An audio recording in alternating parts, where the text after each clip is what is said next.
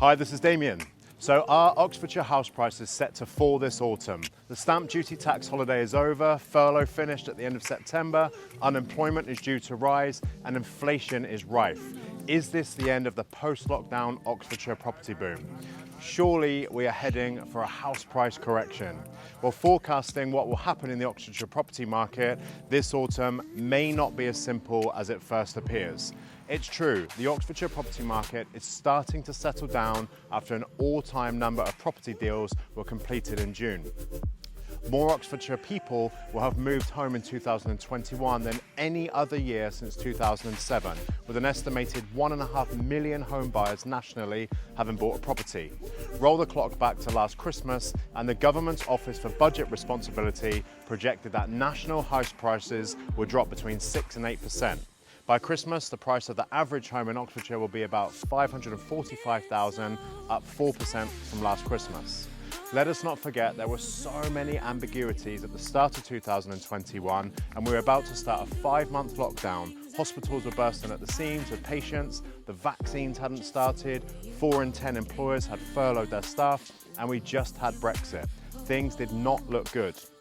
Yet, nothing could be further from the truth 10 months later. The Oxfordshire property market has been on fire, but after a heated summer in the Oxfordshire property market, things certainly cannot carry on as they have been since the end of lockdown. So where are we with the property market as it stands? Taking reference from historical data on the website, the advisory, I would certainly recommend you actually check this out because it says 55% of properties in the market today in Oxfordshire are sold subject to contract. So how does this compare to October 2019 and October 2017? 2017, 33% of properties were sold subject to contract.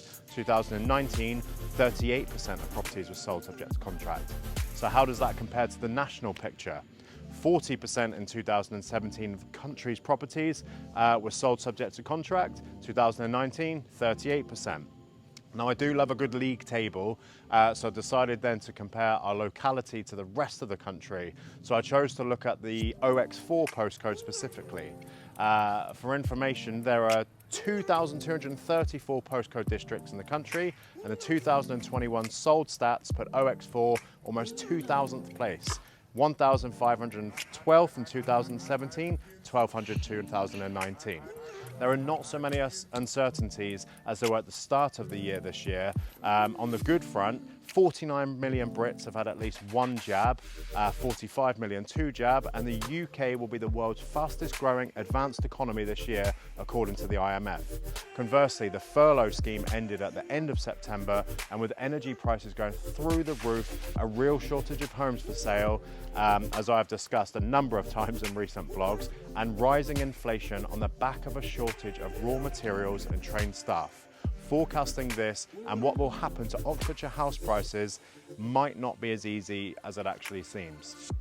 So post-stamp duty holiday, it is now recognised that the majority of the demand for people moving home is focused by a profound unhappiness and frustration with the homes that we actually live in, revealed in the first lockdown last year.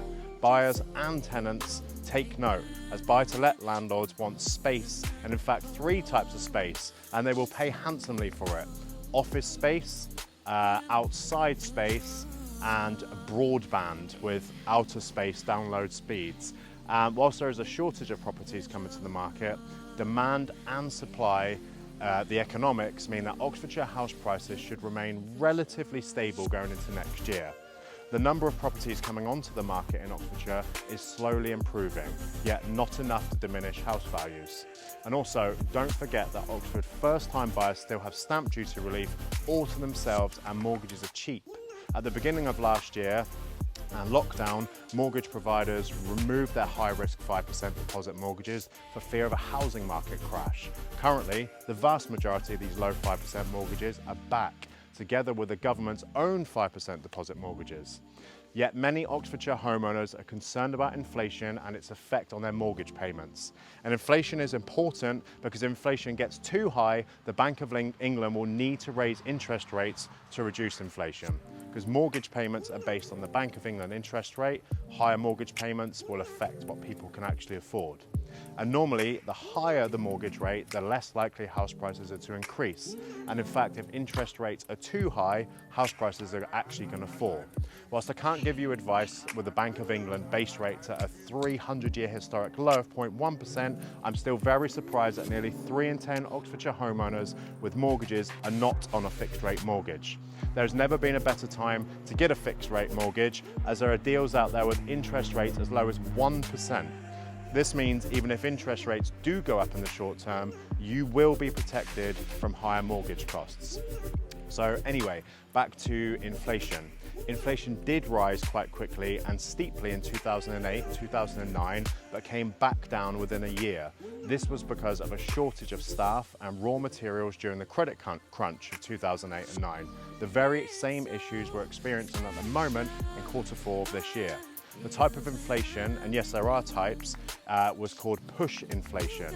Whilst inflation is not great, push inflation could be described as the better type, as long as it doesn't go on for too long. And the economic crippling hyperinflation seen in the 70s was pull inflation. The circumstances that create pull inflation are not being experienced at the moment in the UK, and this is good news because pull inflation is bad inflation, which in turn would create massive problems to the UK economy as a whole. Therefore, whilst inflation will probably rise to 4 or 5% by Christmas, I don't believe the Bank of England will raise interest rates substantially, as the message we're hearing from them is they see this as a short-term blip. Are there any opportunities for Oxfordshire buy-to-let landlords? Well, ultra-low mortgage rates and a booming rental market is encouraging more Oxford buy-to-let landlords to expand their portfolio.